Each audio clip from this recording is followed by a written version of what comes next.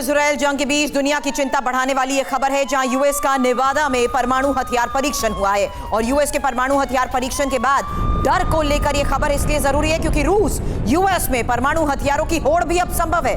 रूस ने हटाया है परमाणु हथियार परीक्षण से बैन। वहीं रूस के बैन हटाने के बाद अमेरिका के परीक्षण को लेकर आज ये सबसे बड़ी खबर आई।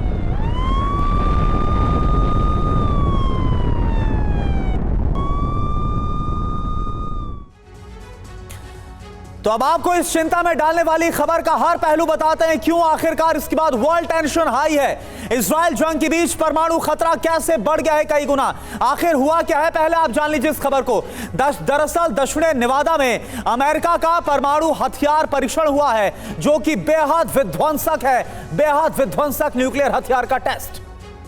हालांकि यूएस की तरफ से दावा यह कि परमाणु खतरा कम करेगा यह हथियार। अब ये अहम क्यों है, जरा ये समझिए। क्योंकि रूस के परमाणु हथियार परीक्षण से बैन हटाने के बाद ये टेस्ट हुआ है, जाहिर सी बात है इसके असर पर भी नजर डालना जरूरी है। परमाणु हथियार की होड़ बढ़ने का खतरा बढ़ता जा रहा है और यही वजह है कि विशेषज्ञ भी कह रहे हैं कि इस तरह के परीक्षण जल्द से जल्द अब रोके जाएं। और देखिए एक और बड़ी खबर इसी को लेकर आ रही है। अमेरिका का परमाणु परीक्षण पर बयान भी सामने आया है।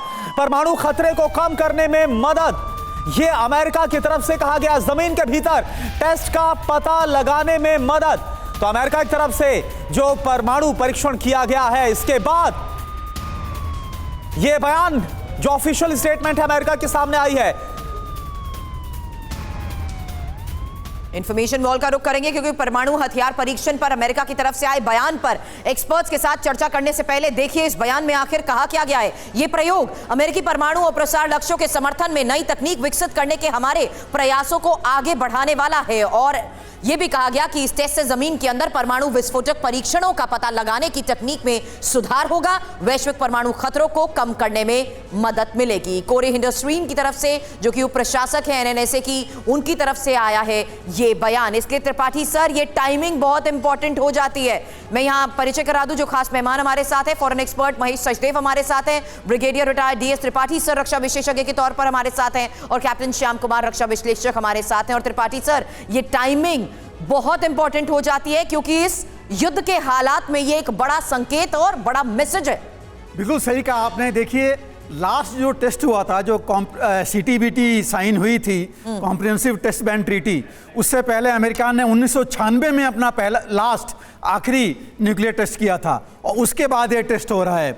और एक खास करके जो अभी आपने बताया कि जब रूस ने अपने आप को अलग कर लिया कि हम अपनी न्यूक्लियर टेस्ट करेंगे, तब ये टेस्ट हुआ है, और इससे अब होड़ ज़्यादा जगेगी। जो बाकी देश हैं वो भी अभी आगे आएंगे इसमें, वो भी कहेंगे कि अगर ये परमाणु का इस तरह से प्रसार अगर शुरू हो जाएगा, बाकी देश या तो उसमें भी वो भी अपने आप टेस्टिंग शुरू करेंगे। तो इसके वजह से अगर होड़ बढ़ गई, और ईरान जो ऑलरेडी अनडिक्लेयर्ड पावर है, बिल्कुल सर, और ये इजराइल भी अनडिक्लेयर्ड न्यूक्लियर पावर है, तो ये भी अगर इसमें आ जाएंगे तो खतरा बहुत बढ़ जाएगा। बाकी देश में रूस कितना इंपॉर्टेंट हो जाता है जो परमाणु अगर परीक्षण की बात करता है तो? देखिए रूस तो ऑलरेडी उसने बता रखा अपनी ताकत बढ़ा रखी है, और रूस ने आज की डेट में रूस ने हाइपरसोनिक जो कैपेबिलिटी डेवलप की है, जो अभी तक अमेरिका पूरी तरह नहीं कर पाया। त्रिपाठी सर, खतरा लगातार बढ़ता हुआ नजर आ रहा है, और इसके बाद इस परमाणु हथियार परीक्षण के बाद सवाल यह है कि क्या जो खतरा है वो न्यूक्लियर वॉर का कई गुना बढ़ गया है।